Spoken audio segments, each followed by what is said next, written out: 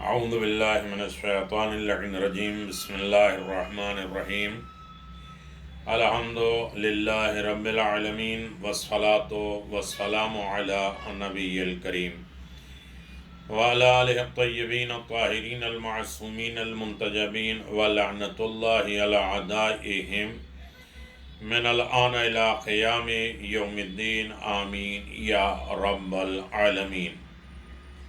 اما بعد فقد قال اللہ تبارک و تعالی فی قرآن مجید بسم اللہ الرحمن الرحیم ان اللہ اصطفى وزادہ بسطة فی العلم والجسم. صدق اللہ العلی العظیم و صدق رسولہ النبی الکریم.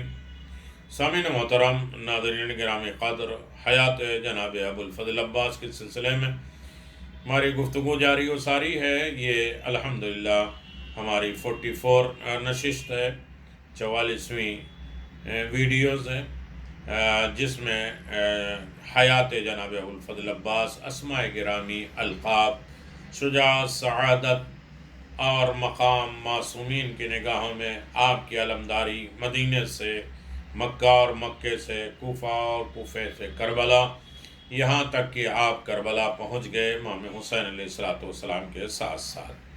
راستے میں آپ کی جانثاری، آپ کی قربانی، آپ کی ہمت، آپ کے شجاعانہ، آپ کی نصرت اور مدد، اطاعت مولا ظاہر ہے. دوسری محرم کو امام حسین علیہ السلام کا خطبہ.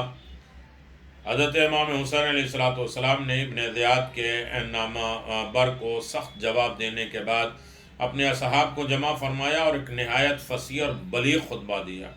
علامہ مجلسی فرماتے ہیں کہ اس کا ترجمہ یہ ہے کہ آپ نے فرمایا کہ اب میں اس منزل میں ہوں کہ اسے میں جانتا ہوں اور دنیا نے مجھ سے منہ پھیر لیا اور دم لبوں پر ہے اور لوگوں نے حق سے ہاتھ کھینچ لیا ہے. باطل کو حق جان رہے ہیں. جو شخص کہ اللہ تعالیٰ اور روز جزا پر ایمان رکھتا ہے اسے چاہیے کہ دنیا سے منہ پھیر لے اور اللہ تعالیٰ کا مشتاق ہو بیٹھے، کیونکہ شہادت ایک شرف ابدی ہے. لیکن ان دشمنوں کے ساتھ لڑ بھڑ کر اپنی زندگی ختم کر لی اور ان کی غلطیوں کے سوا محنت، مشقت، تکلیف کے اور کوئی فائدہ نہیں رکھتی. یہ سن کر زہیرقین کھڑے ہو گئے اور عرض کرنے لگے، مولا اگر دنیا ہمیشہ ہمیشہ رہنے والی ہے تو البتہ آپ کا فرمانا درست ہو سکتا ہے، لیکن ایسی صورت میں جب زندگی چند روزہ ہے اور پھر آپ کی نصرت سے ہاتھ اٹھانے میں کوئی کیا فائدہ ہے. اس کے بعد ہلال ابن نافع بھی کھڑے ہو گئے اور عرض کرنے لگے کہ مولا ہم لوگوں نے دل سے عہد کیا ہے اور آپ پر قربان ہونے کو سعادت ابدی جانتے ہیں. مولا ہم ان منافقین میں سے نہیں ہیں جو عہد رسول میں لمبے لمبے وعدے کرتے اور موقع پر دھوکہ دیتے رہتے اور امیر المؤمنین علی بن ابی طالب علیہ السلام اور امام حسن مجتبیٰ علیہ السلام کے ساتھ برا سلوک کرتے رہے. مولا آج آپ بھی اسی قسم کی مصیبت میں گرفتار ہو گئے ہیں. ہم آپ کو یقین دلاتے ہیں کہ ہمارے ارادے بڑے مستحکم، مضبوط، عزم بہت مضبوط ہے. ہم انشاءاللہ آپ پر کمال دلیری کے ساتھ قربان ہوں گے. مولا ہم آپ کے دوستوں کو دوست اور آپ کے دشمنوں کو دشمن سمجھتے ہیں. جو آپ کا حکم ہوگا بسر چشم بجا لاؤں گا. پھر بریر بن خضیر کھڑے ہوئے اور انہوں نے بھی اسی طرح جانبازی اور جانثاری کے جذبات کا اظہار کیا. امام حسین علیہ السلام نے اپنے ان جانبازوں کو دعائیں دی اور اپنے اہل بیت کی طرف متوجہ ہو کر بارگاہ خداوندی میں کلمات دعا عرض کی. جلال العیون صفحہ 197. امام حسین علیہ السلام کا خط محمد حنفیہ کے نام. حضرت امام محمد باقر علیہ السلام فرماتے ہیں کہ اسی دوسری محرم کو امام حسین علیہ السلام نے حضرت محمد حنفیہ کو ایک خط لکھا تھا جس میں تحریر کیا تھا کہ اما بعد پس بھائی میں کربلا پہنچ گیا ہوں، اب زندگی سے ہاتھ دھو چکا ہوں اور شہادت کا ٹھان لی ہے۔ دنیا کو فانی اور آخرت کو باقی جانتا ہوں، اس لیے دنیا پر آخرت کو ترجیح دے رہا ہوں۔ والسلام۔ علامہ شیخ جعفر شستری کتاب المواعظ البقاء کو دوسری مجلس میں ارشاد فرماتے ہیں، آج دوسرے محرم ہے، دیکھیے آج ابن زیاد نے کثرت سوار پیادہ سے کوفے سے قادسیہ اور قطانیہ تک تمام راستے مسدود کر دیے ہیں، تاکہ کوئی شخص آن جناب کی مدد کے لیے نہ پہنچ سکے یا کوئی آن حضرت کی طرف سے کوفہ نہ پہنچ سکے۔ ہم روحانی آنکھوں سے دیکھ رہے ہیں، حضرت صلی اللہ علیہ وسلم امی لشکر میں محصور ہو چکے ہیں اور یزیدی فوجوں کے گھیروں میں آ گئے ہیں۔ حضرت صلی اللہ علیہ وسلم کے اس گھیرے کو حر ابن یزید ریاحی نے چند الفاظ میں بیان کیا، ہم اس کا مخلص کتاب بحار الانوار سے پیش کرتے ہیں۔ حضرت حر لشکر یزید کو اس طرح مخاطب کرتے ہیں، ارے تم نے اللہ تعالیٰ کے اس عبد صالح کو اپنے ملک میں آنے کی دعوت دے دی، اس لیے قبول کیا، تو اس پر تم نے انہیں تمام اطراف اور جوانب سے گھیرے میں لے لیا اور سانس لینے کا راستہ بھی تنگ کر دیا۔ ان لوگوں نے امام حسین علیہ السلام کو ان کے جد پاک کے حرم سے علیحدہ کیا، پھر انہوں نے بیت اللہ کا قصد کیا اور اس دار الامان میں بھی امن سے بیٹھنے نہ دیا، یہاں تک کہ آپ منزلوں پر منزل طے کرتے ہوئے وارد زمین کربلا ہو گئے۔ ذرا امامت کی مظلومیت اور مصیبت کو دیکھیے، جو شخص راستے میں ملتا عرض کرتا یمن چلے جائیے، وہاں آپ کے شیعہ ہیں، کبھی کوئی کہتا فلاں پہاڑ میں پناہ لے لیجئے، آخر کار سرکار دو عالم نے فرمایا ہے فلاں اگر میں چونٹی کے سوراخ میں بھی چلا جاؤں اور وہاں منزل اختیار کروں اور پناہ گزیر ہو جاؤں، تب بھی یہ دشمن مجھ سے دستکش نہ ہوں گے، اور یہی خیال نہ کیجئے کہ حضرت کی مصیبت تیر تلوار نیزہ خنجر کی مصیبت تھی۔ حضرت کے مصائب میں سے ایک عظیم مصیبت یہ تھی کہ آپ جس راستے سے گزرتے تھے، ایام حج ہونے کی وجہ سے راستے انسانوں سے الٹے پلٹے تھے، لیکن ان قافلوں کو لوگ حضرت سے کنارہ اختیار کرتے تھے تاکہ حضور طلب اعانت نہ فرمائے۔ الارشاد۔ 3 محرم الحرام سن 61 ہجری جمعے کا دن عمر سعد کا کربلا پہنچنا۔ 3 محرم الحرام کو عبید اللہ ابن زیاد نے عمر ابن سعد کو قتل حسین پر آمادہ کیا اور 5000 یا 6000 سوار اور علامہ عیسیٰ اردوی نے 22000 سوار پیادہ دے کر روانہ کیا۔ 22000 تک کا ہے کہ وہ لے کر 3 محرم کو داخل ہوا۔ تاریخ ناصر التواریخ جامع 6 تاریخ طبری جلد نمبر 6۔ علامہ سماوی لکھتے ہیں کہ ابن سعد کی روانگی کے بعد ابن زیاد نے عام منادی کرائی کہ جو کوئی سوار یا پیادہ کوفے میں رہ جائے گا اور کربلا نہ جائے گا وہ قتل کر دیا جائے گا۔ چنانچہ اس منادی کے بعد ایک مرد مسافر کوفے میں دیکھا گیا، اس کو ابن زیاد کے پاس پکڑ کر لے گئے۔ ابن زیاد نے اس سے حال دریافت کیا، اس نے کہا کہ میں شام کا رہنے والا ہوں، یہاں ایک شخص کے ذمہ میرے قرض لینے آیا ہوں۔ یہ سن کر بھی ابن زیاد نے حکم دیا، اگرچہ یہ شخص کوفہ کا رہنے والا نہیں ہے مگر اس کو بھی قتل کرو تاکہ لوگوں کو کامل عبرت ہو اور کوئی مرد کوفہ میں باقی نہ رہے۔ ترجمان بصائر العین سماوی۔ الغرض عمر ابن سعد کربلا پہنچا، اپنا خیمہ فرات کے اس پار مشرق سمت میں نصب کیا اور تاریخ کا خونی ورق اس جگہ سے شروع ہوا۔ اس کے بعد امام حسین علیہ السلام کے پاس کثیر ابن عبداللہ شعبی کو بھیج کر کہ جا کر امام حسین سے دریافت کرے کہ وہ اتنی لمبی مسافت طے کر کے کیوں تشریف لائے، اور جب وہ قریب پہنچے تو جناب ابو ثمامہ حیداوی نے فرمایا کہ صلاح جنگ اتار کر حضرت کی خدمت میں جا سکے جا سکتے ہو۔ اس نے اسلحہ جنگ اتارنے سے انکار کیا اور آپ نے اسے واپس کر دیا۔ اس کے بعد عمر سعد نے قرۃ ابن قیس حنظلی کو بھیجا اور حضرت زہیرقین آگے بڑھے اور اسلحہ اتروا دیجیے۔ قرہ نے امام حسین کی خدمت میں حاضر ہو کر عمر ابن سعد کی پیغام رسانی کی اور حضرت نے فرمایا اہل کوفہ نے 12,000 خطوط لکھ کر طلب کیا ہے، اسی بنا پر میں آیا ہوں۔ اب اگر میرا آنا تم لوگ پسند نہیں کرتے ہو تو میں واپس جانے کے لیے تیار ہوں۔ قرہ نے واپس آ کر حضرت کی ساری گفتگو ابن سعد کے سامنے دہرائی۔ اس نے کہا انشاءاللہ صلح ہو جائے گی۔ اسی امید صلح پر ابن سعد نے ابن زیاد کو لکھا کہ میں نے کربلا پہنچ کر امام حسین سے اس طرح آنے کا سبب دریافت کیا تو وہ فرمانے لگے کہ مجھے خطوط لکھ کر بلایا گیا ہے، لیکن بہرحال میرے آنے کو اہل کوفہ پسند نہیں کرتے تو میں واپس جانے کے لیے تیار ہوں۔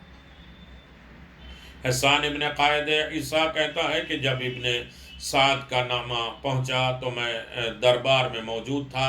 خط پڑھ کر ابن زیاد نے کہا الآن امام حسین اب جب کہ ہمارے چنگل میں آ گئے ہیں، جان بچانا چاہتے ہیں، بھلا اب چھٹکارا کہاں ملے گا؟ معاذ اللہ۔ ممکن ہے کہ اس کے بعد عمر سعد کو لکھا اور خط لکھا کہ تیرا خط مجھے ملا اور میں نے اسے سمجھا۔ جواب لکھا جاتا ہے کہ حسین کے سامنے بیعت یزید پیش کر، اگر انہوں نے اپنے اصحاب سمیت بیعت کر لی تب میں ان کے بارے میں سوچوں گا۔ خط پڑھ کر ابن سعد اس نتیجے میں پہنچا کہ حسین سے جنگ کیے بغیر چارہ نہیں ہے، اس لیے کہ وہ کسی صورت میں بیعت نہیں کریں گے۔ ناسخ التواریخ جلد نمبر 6۔ روضۃ الشہداء۔ حبیب نے مظاہر کا امداد طلبی کے لیے قبیلہ بنی اسد میں جانا۔ تیسری تاریخ کی شام آ گئی۔ حضرت حبیب بن مظاہر حضرت امام حسین علیہ السلام کی خدمت میں حاضر ہو کر عرض کرتے ہیں مولا بنی اسد ہمارے رشتہ دار ہیں، اگر اجازت ہو تو میں ان سے مدد طلب کروں۔ امام نے فرمایا تم جا سکتے ہو۔ حبیب رات کے تاریک پردے میں ان لوگوں کے پاس جا پہنچے اور ان سے اپنی رشتہ داری کا حوالہ دیتے ہوئے فرزند رسول ثقلین کی اعانت اور مدد کی طرف انہیں متوجہ کیا۔ 90 اسدی امداد کے لیے کمر بستہ ہو گئے۔ امام حسین علیہ السلام کے بچپنے کے دوست حبیب ان لوگوں کو لیے ہوئے آ رہے تھے کہ انہیں میں ایک شخص چپکے سے ابن زیاد کے پاس جا پہنچا اور اس سے واقعے کو بیان کر دیا۔ عمر سعد نے ارزق شامی کے سرکردگی میں 400 سواروں کا لشکر اس کی مدد کو روکنے کے لیے بھیج دیا اور اس لشکر نے اسدیوں سے مزاحمت کی اور باہم جنگ ہونے لگی۔ اسدی بہادر تھوڑے تھے، تاب اور مقاومت نہ لا سکے، مجبوراً واپس ہو گئے۔ حضرت حبیب سرکار حسینی میں حاضر ہوئے اور واقعہ نقل کیا۔ حضرت امام حسین علیہ السلام نے اظہار تعصب فرمایا، افسوس ظاہر کیا اور تاریخ ناسخ التواریخ جلد نمبر 6۔ 4 محرم یوم شنبہ، 4 محرم شنبے کا دن۔ عمر ابن سعد کے خط کا جواب لکھنے کے بعد ابن زیاد نے جامع مسجد میں اجتماع کرایا اور منبر پر جا کر کہا ایھا الناس، اے لوگو تم نے آل ابی سفیان کو اچھی طرح جانچا اور انہیں بڑا رحم و کرم والا پایا، ان کے نوازشات لوگوں پر کس قدر عام ہے۔ اب تمہارے سامنے اس وقت حاکم شام یزید ہے، دیکھو وہ کتنا لائق ہے اور اپنی رعیت کو کس قدر چاہتا ہے اور اس پر کس درجہ مہربان ہے۔ مجھے حکم دیا ہے تم پر مزید انعامات اور اکرامات کو وافر کروں اور تمہارے لیے خزانوں کے منہ کھول دوں اور تمہیں یزید کے دشمن حضرت امام حسین سے لڑنے کے لیے بھیج دوں۔ اب تمہارا فرض ہے کہ تم اس بارے میں اس کی بات کو کان دھر کر سنو اور اطاعت گزاری میں سر سے گزر جاؤ۔ اس کے بعد منبر سے اترے اور ان لوگوں کو حکم دیا کہ فوراً حسین ابن علی سے لڑنے کے لیے نکل کھڑے ہو اور کربلا جا کر ابن سعد کے معین اور مددگار بن جاؤ۔ یہ سن کر بہت لوگ کربلا جانے کو تیار ہو گئے، اور سب سے پہلے جو کربلا روانہ ہوا وہ شمر ذی جوشن لعین، اس کے لشکر کی تعداد 4000 تھی۔ علامہ محمد باقر لکھتے ہیں کہ شمر کے لشکر کو ملا کر ابن سعد کا لشکر 9000 ہو گیا۔ پھر ابن زیاد نے شمر کے بعد ابن رکاب کو 2000 اور حسین ابن نمیر کو 4000 اور مظاہر ابن رحیبہ کو 3000 اور نظر ابن خارشہ کو 2000 سوار دے کر کربلا روانہ کیا، جس کا مجموعہ تقریباً 20000 ہوتا ہے۔ دمۃ الثاقبہ 5 محرم یکشنبہ۔ علامہ محمد باقر فرماتے ہیں کہ 20000 پر مشتمل لشکر بھیجنے کے بعد ابن زیاد نے شیس ابن ربیع کو طلب کیا۔ اس نے حاضری میں تعمل سے کام لیا اور اسے تحدید خط لکھ کر دیا، جس کا آخری جملہ یہ تھا کہ اگر تیری گردن میری اطاعت کا طوق ہے تو فوراً حاضر خدمت ہو جاؤ۔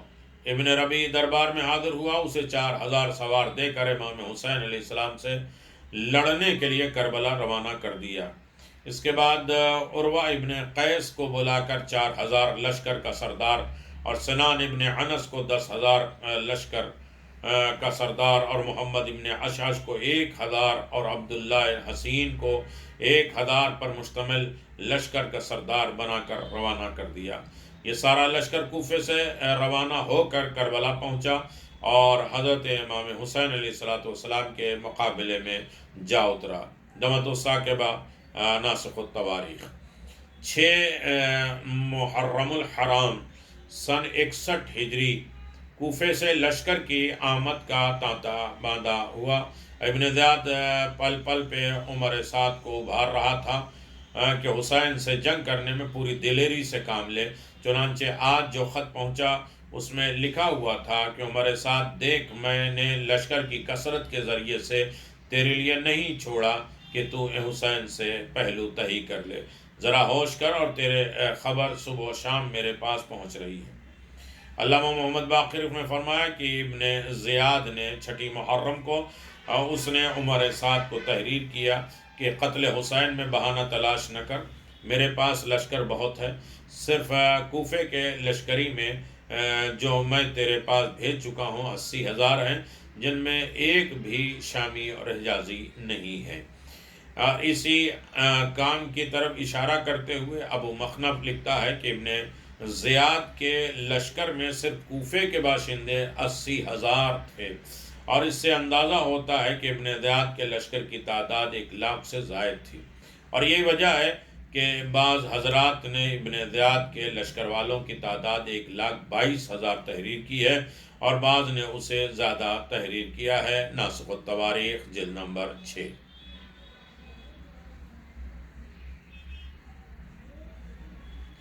لشکر برابر کربلا بھیجا جا رہا تھا، اور یہاں تک کہ اسی 80,000 کوفی جن میں ایک بھی شامی اور حجازی نہ تھا کربلا جا پہنچا، اور امام حسین علیہ السلام کے قرب خیمہ زن ہوئے اور دمۃ الثاقبہ، اور روایت میں اس میں روایت ہے کہ جن میں خولی ابن یزید اصبحی 10,000 اور کعب ابن طلحہ 3,000 اور حجاز ابن حورہ 1,000 سوار سمیت شامل تھے۔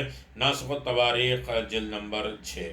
بروایت امام زین العابدین علیہ السلام ابن جنودنا مسعود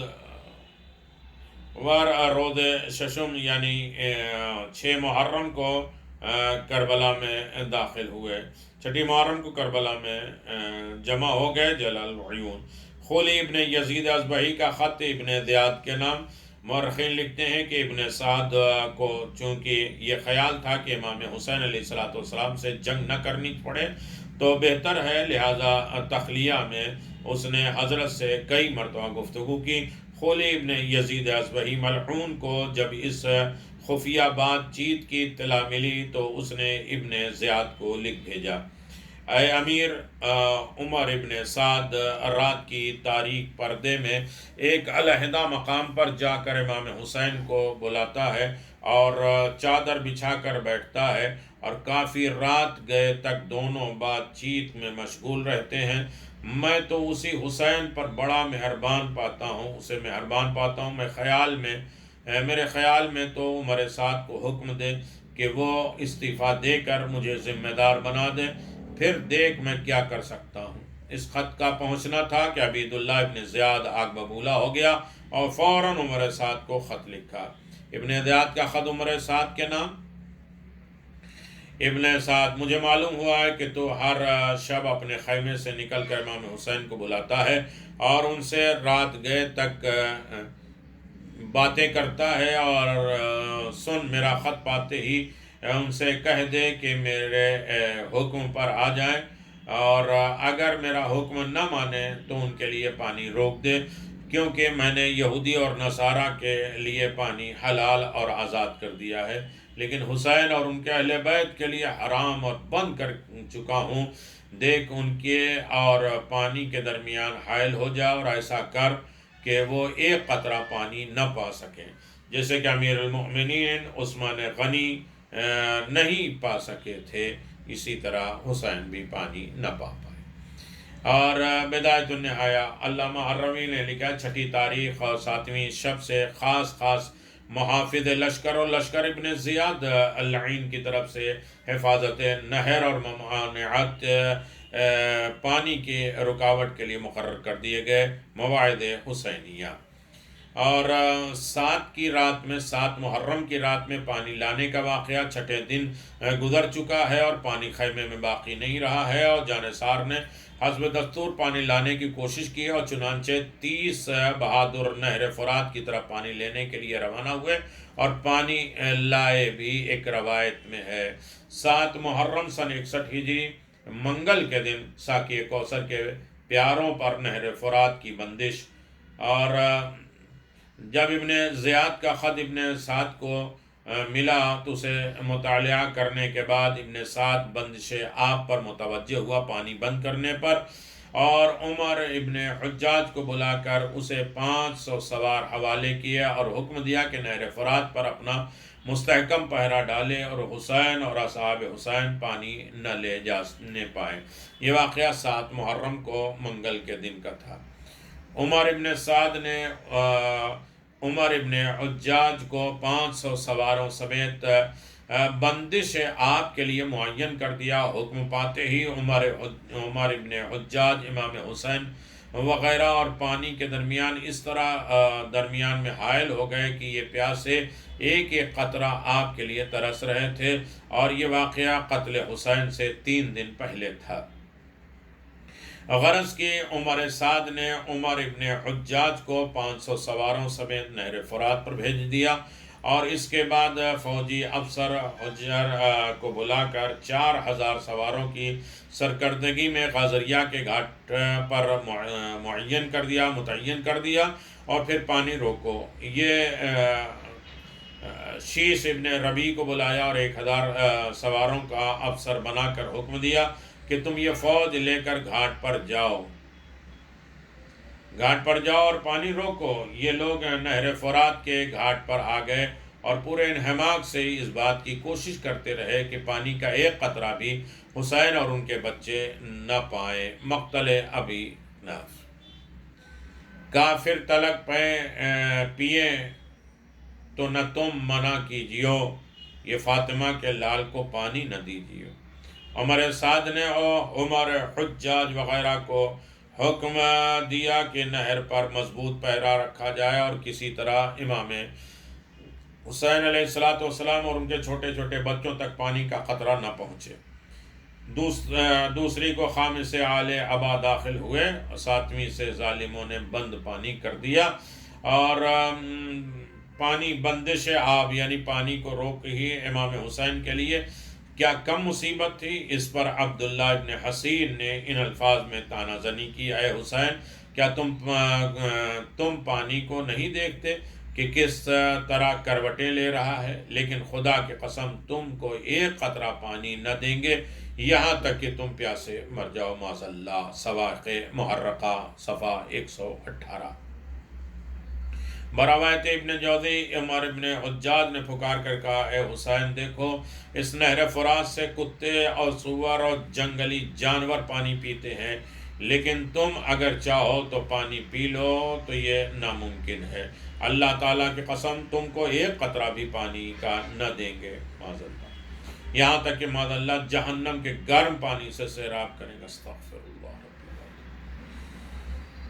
کمینے کس حد تک گر گئے تھے۔ حضرت امام حسین علیہ السلام کو بندش آب پانی بند کر دیا، اس طعنے کا زیادہ صدمہ ہوا۔ پانی کہ اتنا صدمہ نہیں جو اس طریقے سے ملعون جو علی ابن ابی طالب نے نہر فرات پر قبضہ کرنے کے بعد بھی وہ فرات چھوڑ کے معاویہ تک پانی پہنچا دیا تھا۔ اور آپ نے ابن حسین کے جواب میں فرمایا، اللہم اقتل عطشا ولا تغفر لنا ابدا، خدایا اسے پیاس سے مار دے اور کبھی نہ بخشے۔ تذکرۃ الخواص الامہ۔ ابن خوشب کے تانہ زنی پر حضرت عباس کا غصہ۔ مورخین ابن قتیبہ لکھتا ہے کہ امام حسین پر پانی بند کرنے کے بعد شہر ابن خوشب نے کہا کہ اے حسین تم پانی سے پہلے جہنم کے آب گرم سے سیراب ہو گئے۔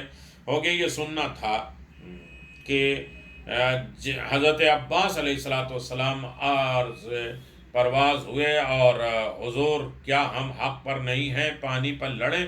فرمایا حق پر ہیں۔ یہ سن کر آپ گھوڑے پر سوار ہوئے اور اپنے ساتھیوں سمیت حملہ کر دیا۔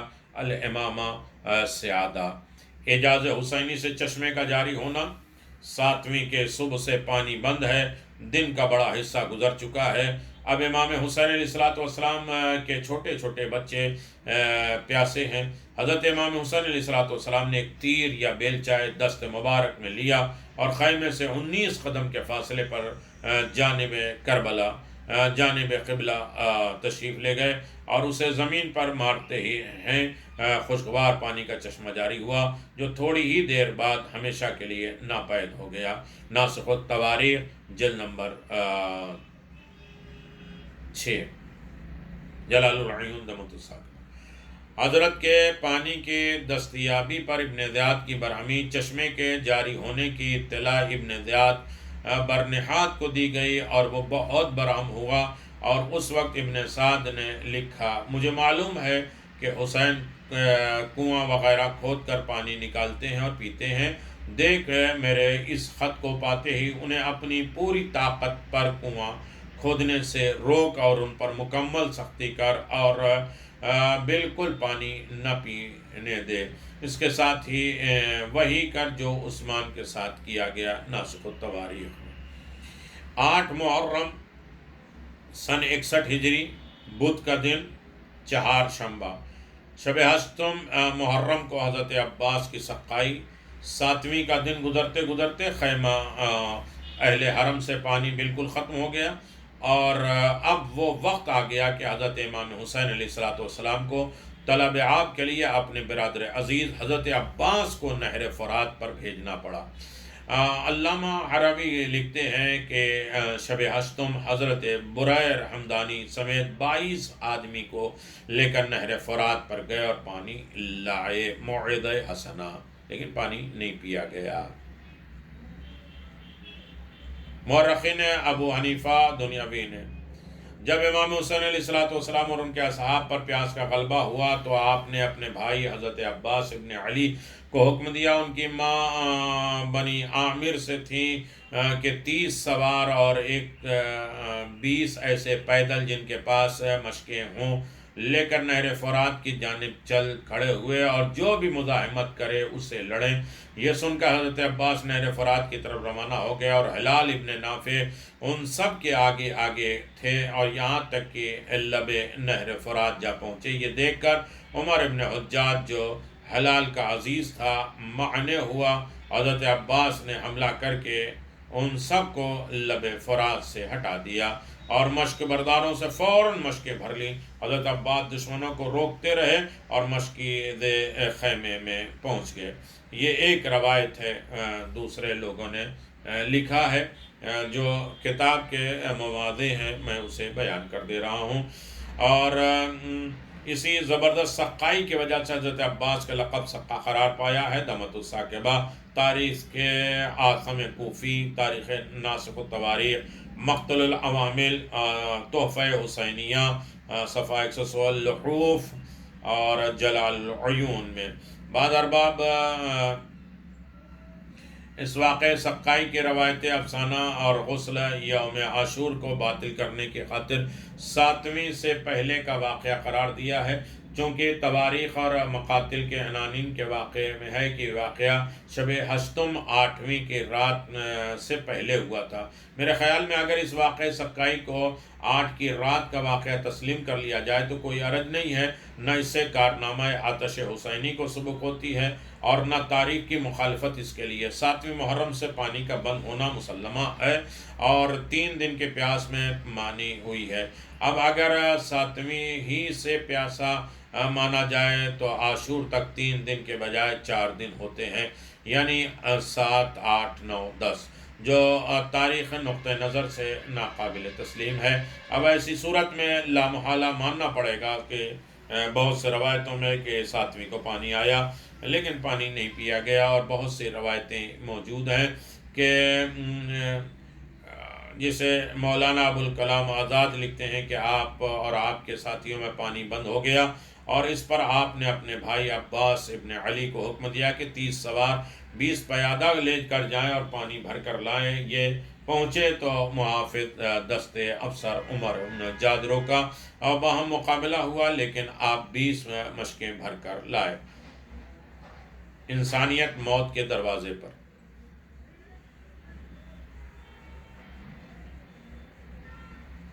جناب عبدالحمید، بہرحال ظالموں اور کوفیوں نے پانی بالکل بند کر دیا اور ایک ایک قطرہ کر کے ترسانے لگے۔ یہ انتظام ان بے رحموں نے 7ویں محرم سے کیا تھا، اور جناب امام عالی مقام نے حضرت عباس علیہ السلام کو، جو آپ کے برادر عالی قدر تھے، اور حکم دیا کہ یا اخی امد، اے جان برادر، جاؤ فرات سے پانی لاؤ۔ پس حکم امام پا کر حضرت عباس 30 سوار 20 پیدل اور 20 مشقیں کاندھے پر ڈال کر پانی لانے کے لیے فرات سے تشریف لے گئے۔ یہ آدھی رات کا وقت تھا۔ جب کنارے فرات پر پہنچے تو عمر ابن الحجاج نے آواز دی، تم کون لوگ ہو؟ یہ ظالم اور شقی وہی ناپاک اور نجس تھے جس نے امام سے دریدہ دہنی کی تھی اور کہا تھا کہ آپ پانی کا قطرہ تم کو نہیں ملے گا، یہاں تک کہ دوزخ میں جا کر حمیم پیو۔ اللہ معاذ اللہ معاذ اللہ۔ دریا کی حفاظت میں مامور تھے، نجس اور ناپاک کتے بھی بھوکے۔ ہلال ابن نافع نے جواب دیا کہ میں ہوں تیرا چچا اور بھائی، اور اس نے کہا کہ خوب اچھی طرح پیو اور تم کو یہ پانی گوارا ہے۔ جناب ہلال ابن نافع نے جواب دیا، تجھ پر لعنت ہو، مجھے تو پانی کی اجازت دیتا ہے مگر فرزند رسول اللہ پیاس کی شدت میں بے قرار اور ان کے پانی نہیں پینے دیتا۔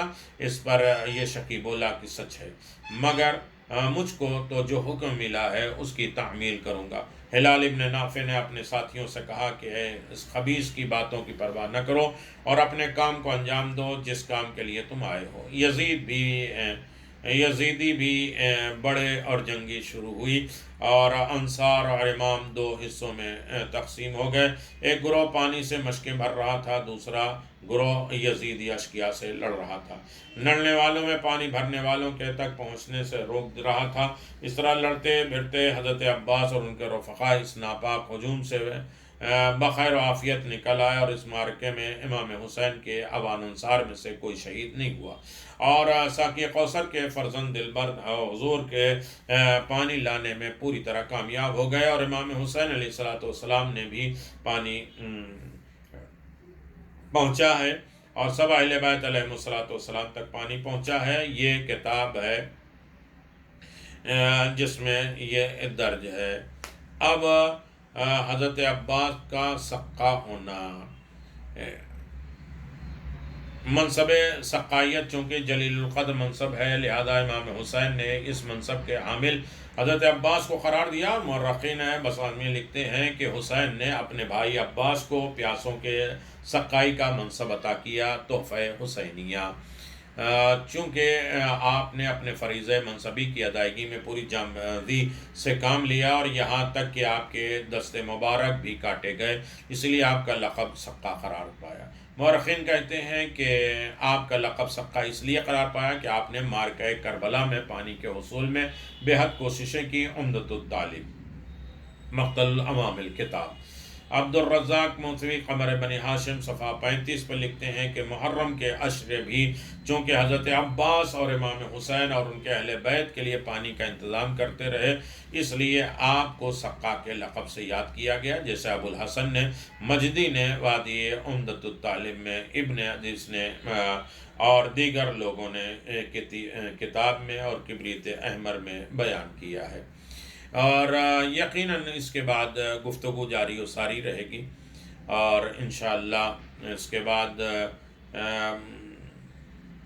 ابن سعد کی فرمائشیں اور دیگر چیزیں آپ کی خدمت میں پیش کی جائیں گی۔ اس حد تک حیات جناب ابو الفضل عباس آپ کے سامنے ہے، اور اسے پڑھیے، سنیے اور سمجھائیے، لوگوں تک پہنچائیے۔ خدا سلامت رکھے، باب الحوائج کے صدقے میں ہر آفات اور بلاؤں سے لوگوں کو محفوظ اور شادمان رہے، اور اس کوشش میں اور سعی میں جن لوگوں نے حصہ لیا، پروردگار ان کی تمام جائز مرادوں کو پورا فرمائے۔ وآخر دعوانا ان الحمدللہ رب العالمین، وصلی اللہ علی نبی الکریم وعلی آلہ الطیبین الطاہرین۔